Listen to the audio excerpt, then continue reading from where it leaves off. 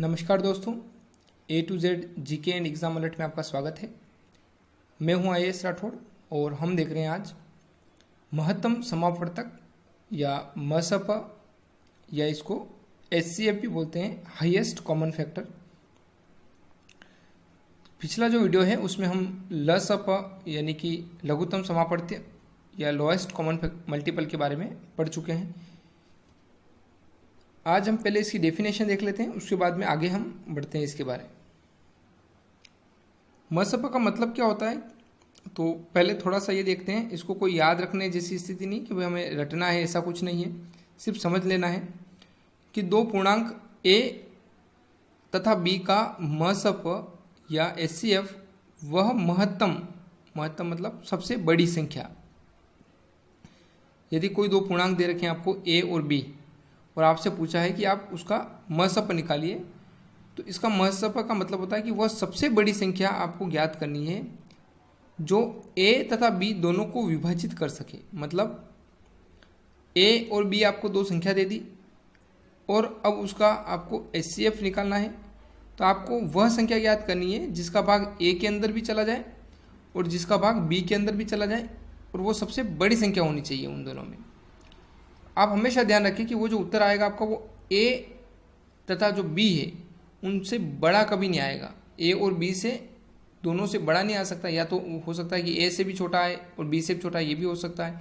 या ए और बी दोनों में से कोई एक हो सकता है या फिर दोनों से छोटा हो सकता है, लेकिन इनसे बड़ा उत्तर नहीं आएगा। जबकि लसप में उत्तर जो आते हैं हमारे, वो दोनों संख्याओं से बड़े आते हैं या फिर दोनों संख्याओं के बराबर हो सकते हैं। दोनों में से किसी भी संख्या के बराबर हो सकते हैं। देखिए यहाँ पे जैसे 12 और 30 का एचसीएफ मैंने अभी लिख दिया कि 6 है। ये कैसे निकाला वो हम देखेंगे आगे। तो ये जो 6 है, इस 6 का मतलब है कि 6 को यदि हम 12 के अंदर 6 का भाग लगाएं तो भाग पूर्णतः जाएगा, 30 के अंदर लगाएंगे तो भी जाएगा, और ये सबसे बड़ी संख्या है। इसके बाद 6 के बाद ऐसी कोई भी संख्या नहीं है जिस 12 और 30 दोनों में एक साथ उसका भाग जा सके। ये देख लीजिए आप, क्योंकि 6 से 12 और 30 दोनों को विभाजित कर सकते हैं, परंतु इससे बड़ी अन्य कोई भी संख्या 12 और 30 को एक साथ विभाजित नहीं कर सकती। इससे बड़ी का मतलब जो 30 तक संख्या जा रही है, उन संख्याओं में 12 और 30 दोनों को एक साथ विभाजित करने वाली कोई भी संख्या आपको नहीं मिलेगी। यानी कि वह बड़ी से बड़ी संख्या जिसका भाग ए में भी चला जाए और बी में भी चला जाए, वही महत्तम समापवर्तक कहलाता है। ठीक दोस्तों, आगे देखते हैं इसके जो कुछ छोटे छोटे सवाल हैं उनको। मान लीजिए आपको जो सवाल दे रखा है और उसके अंदर ऐसी संख्या दी कि सभी की सभी भाज्य संख्या हैं, यानी कि उनके गुणनखंड आसानी से हो सकते हैं। भाज्य संख्याओं का जो है वो हम संख्या पद्धति में पढ़ चुके हैं। तो मान लीजिए कि 10, 20 और 30 एक सवाल दिया है कि इन तीनों का एचसीएफ ज्ञात कीजिए, मसप ज्ञात कीजिए। तो आपने 10 का गुणनखंड किया तो उससे भाग सबसे छोटी संख्या, वही जैसे लघुत्तम समापवर्त्य में किया हमने वैसे ही करना है। वहाँ और यहाँ क्या फ़र्क है, लघुत्तम में हम सभी संख्याओं को एक ही गुणनखंड के अंदर लिख के हल करते हैं। इसके अंदर हमने क्या किया, तो इसके अंदर अलग अलग तीनों को अलग अलग हल किया।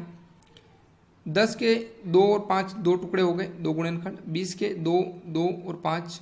30 के 2, 3 और 5।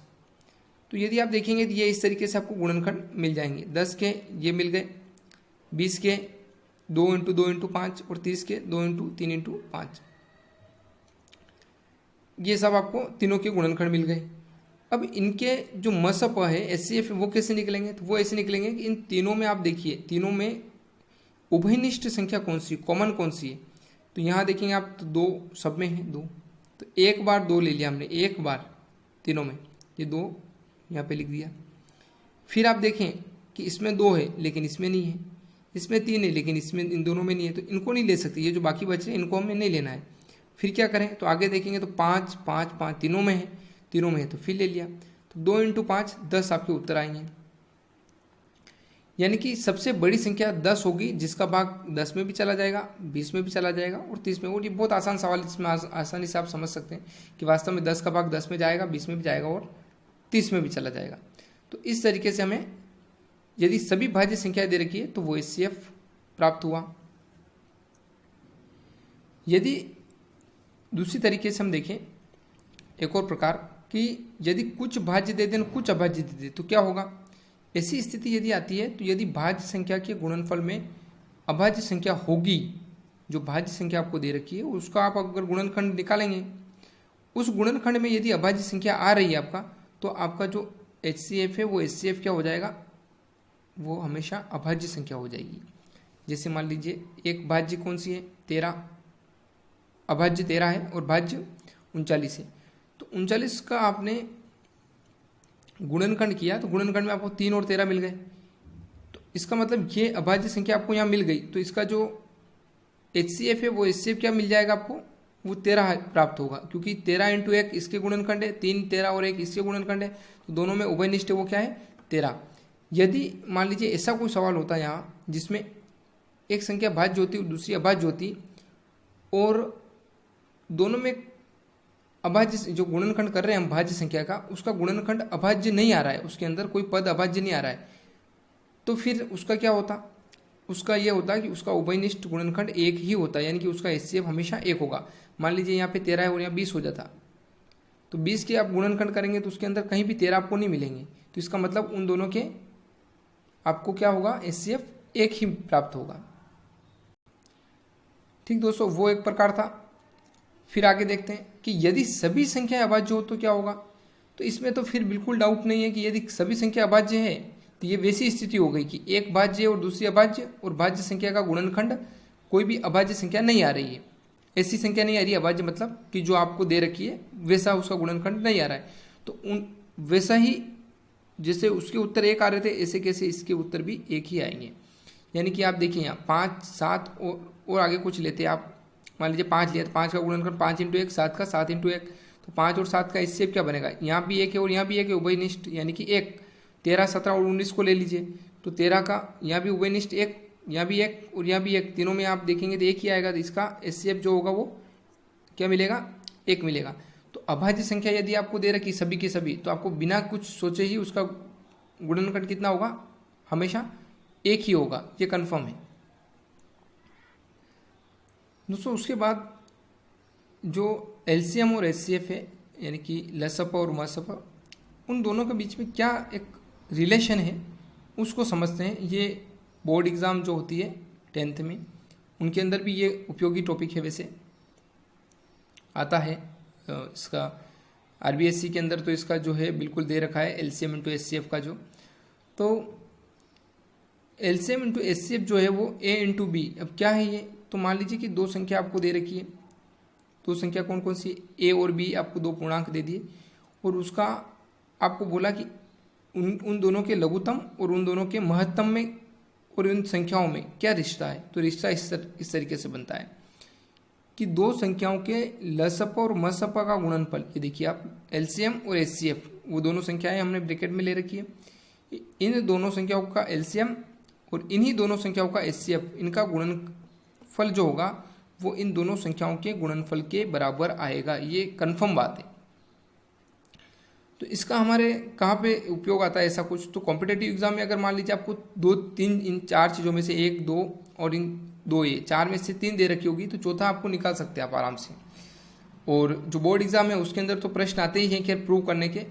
तो ये तो हुआ इसका जो थ्योरेटिकल पार्ट, यानी कि फॉर्मूला टाइप। और अब आगे देखते हैं हम सवाल थोड़े से। मान लेते हैं कि दो संख्या हमारे पास में बिल्कुल छोटी सी 8 और 12 है। तो 8 का जो गुणनखंड होते हैं ब्रैकेट में हमने करके पहले एक बार बताया आपको जैसे गुणनखंड होते हैं। और नॉर्मली अगर आप छोटी छोटी संख्या है तो 2 इंटू 2 इंटू 2, और 12 है तो 2 इंटू 2 इंटू 3, आप इनको गुणनफल वापस करेंगे गुणा, तो यही आएंगे। तो ये करके हमने रख लिए। अब इससे HCF और LCM दोनों हम आसानी से निकाल सकते हैं। अगर इस तरीके से आप गुणनखंड करके रखेंगे तो जो दोनों है HCF भी निकल जाएंगे आपके और LCM भी निकल जाएंगे। इसे कैसे देखिए, HCF की यदि बात करें तो यहाँ दोनों में कॉमन क्या है, दोनों में कॉमन 2 है। एक बार 2 हम यहाँ लिख लेते हैं, हमने लिखा नहीं है, लिख लेते हैं मान लीजिए। फिर इन दोनों में कॉमन 2 है तो वो 2 भी लिख लिए। तो 2 इंटू 2 कितना हुआ 4। बाकी ये 3 यहाँ है लेकिन यहाँ नहीं है, और 2 यहाँ है लेकिन यहाँ नहीं है, तो इसको हम शामिल नहीं करेंगे। तो ये आराम से HCF हो गया, महत्तम हो गया। अब देखिए लघुत्तम। तो लघुत्तम में बात करें तो हमें देखना है कि जितनी भी संख्या दे रखी उन सब संख्याओं को ध्यान से देख लीजिए आप। यहाँ पे 2 2 2 यानी कि 2 है और 3 है, और टोटल संख्या की बात करें तो 2 और 3 यही है। अब हमें देखना है कि 2 सबसे ज़्यादा किस में आए और कितनी बार आए। तो इसमें आए हैं और कितनी बार आए, 3 बार। 2 2 2 3, यहाँ से ये पूरी लाइन लेनी है हमें, ये 2 छोड़ देने, ये नहीं लेने हैं, जिसमें ज़्यादा बार आए हैं वो लेने हैं। फिर 3 यहाँ नहीं है लेकिन यहाँ है तो वो भी लेना है। यानी यहाँ उभयनिष्ठ नहीं चलता है। यहाँ पे क्या होता है कि जितनी भी संख्याएं आपके गुणनखंड में उपस्थित होगी वो सारी की सारी संख्याएं आपको लघुत्तम में उतारनी है। ध्यान ये रखना है कि यदि मान लीजिए 2 इसमें भी आ गए और इसमें भी आ गए तो जिसमें ज़्यादा बार आ रहा है वो हमें लेना है। मान लीजिए 3 यहाँ है, 3 यहाँ नहीं है होता अगर, और यहाँ 3 बार होते तो फिर हम वो भी ले लेते, वो लेते, ये छोड़ देते। तो हमने क्या किया, 2 2 ले लिए 3 बार यहाँ पे, और 3 ले लिया एक बार, एक ही बार है, मल्टीप्लाई करेंगे आप 24 आ गए। अब देखते हैं इसका आगे हल। तो जो प्रूव है वो इस तरीके से, एलसीएम और एचसीएफ का जो गुणा करेंगे आप, तो एलसीएम और एचसीएफ का गुणा, तो एलसीएम कितना है 4, एलसीएम कितना है 24 और एचसीएफ कितना है 4, आगे पीछे लिख दिया ये। तो 24 इंटू 4 कितने हुए 96, ये एलसीएम हो गया और एचसीएफ हो गया, दोनों को मल्टीप्लाई किया 96 आ गए। अब आप दोनों संख्या जो है ए इंटू बी, ए कितना है आपका 8 और बी कितना है 12, इन दोनों संख्याओं को भी गुणा करिए, तो दोनों संख्याओं को गुणा करेंगे तो ये भी 96। तो यही प्रूव होता है कि दो संख्याओं के जो लसप और मसप है उन दोनों का गुणनफल उन दोनों संख्याओं के गुणनफल के बराबर होता है।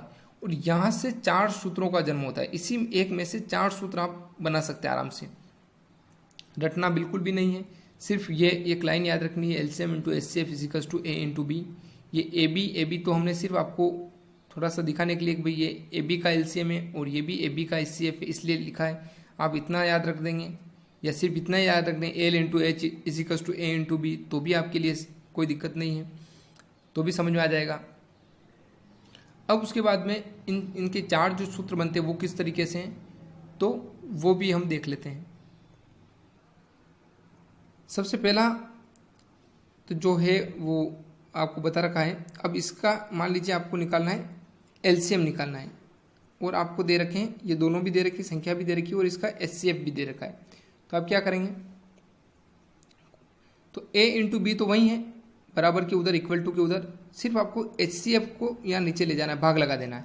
यानी कि 4 संख्याओं में से 3 ज्ञात है और एक अज्ञात है, तो जो अज्ञात है उसको हम इधर रख देंगे लेफ्ट हैंड साइड की तरफ, और बाकी उसके पास में जो है पड़ोस में उसका भाग लगा देंगे। तो लगा दिया भाग। एलसीएम निकालना है, तो ए इंटू बी कितने थे हमारे 8 इंटू 12, और एचसीएफ कितना था दोनों का पीछे 4, वही सवाल लिया मैंने। और 4 को 8 को कैंसिल करेंगे 4 से 2 बार, 2 इंटू 12 24, एलसीएम आ गया। और आप चाहें तो उसको पीछे चेक भी कर सकते हैं, 24 ही आया हुआ है। फिर नेक्स्ट है एचसीएफ। तो एचसीएफ निकालना है तो वापस यहाँ से जाके देख लेते हैं एक बार। एचसीएफ निकालना है तो इस एलसीएम का इसके नीचे चला जाएगा ये बटा में यहाँ, तो यही घटना घटी यहाँ पे, एलसीएम नीचे चला गया। ए इंटू बी वही 8 इंटू 12, एलसीएम की जगह ये 24 यहीं आपको पीछे भी लिखा हुआ और यहाँ पे भी ये यहाँ नीचे लिख दिया। 12 से 24 2 बार कैंसिल हुए, और 2 से फिर 8 को 4 बार, ये 4 आपका एचसीएफ आ गया। बिल्कुल सरल सी प्रोसेस है, बिल्कुल ही सरल। और इसी तरीके से आप अगर दोनों अज्ञात में से एक अज्ञात दो संख्या है उसमें से एक संख्या निकालनी है आपको, तो आप संख्या निकाल सकते हैं। मान लीजिए ए इंटू बी है तो बी नीचे चला गया सामने उधर एलसीएम और एचसीएफ के नीचे, तो बी कितना था 12। अब इस 12 से 24 आप 2 टाइम, 2 को 4 से 8 टाइम, ये जैसे कि एलसीएम इंटू एचसीएफ, तो यहाँ से इन दोनों में से जो ज्ञात करना है वो यहीं रह जाएगा, बाकी जो दिया हुआ है वो उसके इसके नीचे लाइन खींच के यहाँ चला जाता है। इसी तरीके से बी निकालना है मान लीजिए, तो ए का भाग लग जाएगा एलसीएम इंटू एचसीएफ, और ए का भाग लग गया तो 24 इंटू 4 अपॉन 8, 8 से 24 3 टाइम, और 3 से 4 को मल्टीप्लाई 12। तो ये सारी चीज़ें, यही इतना ही टॉपिक है एलसीएम और एचसीएफ का जो है, या तो एलसीएम ज्ञात करना या एचसीएफ ज्ञात करना, या एलसीएम और एचसीएफ का गुणनफल जो है वो दे रखा हो, दोनों का एक साथ भी दे सकते हैं आपको गुणा करके डायरेक्ट, और एक अज्ञात संख्या दे दे आपको। जैसे एलसीएम इंटू एचसीएफ जो है आपका, यहाँ हमने 24 इंटू 4 निकाल 96 दे दें, और 96 के साथ में एक संख्या दे दे उधर डायरेक्ट, कि मान लीजिए एक संख्या 12 है तो अगली संख्या निकालिए तो आप 12 का भाग लगा दीजिए उसके अंदर। तो कुल मिलाकर आपको ये फॉर्मूला याद रखना है कि ये दोनों का मल्टीप्लाई साथ में दे दें तो भी कोई दिक्कत नहीं है। इधर एक संख्या दे तो उस संख्या का तुरंत आप भाग लगा देंगे। और ये हो सकता है इन दोनों संख्याओं का गुणनफल दे दें और इन दोनों में से एक दे दें तो अगली आप निकाल सकते हैं, वो भी आप कर सकते हैं। ये एक फॉर्मूला ही आपके अनेक प्रकार के उत्तर निकाल के दे सकता है। तो दोस्तों आशा करता हूँ आप ये जो एलसीएम और एचसीएफ का जो टॉपिक है आपके क्लियर हो गया होगा और ये आपके लिए लाभप्रद रहेगा। धन्यवाद।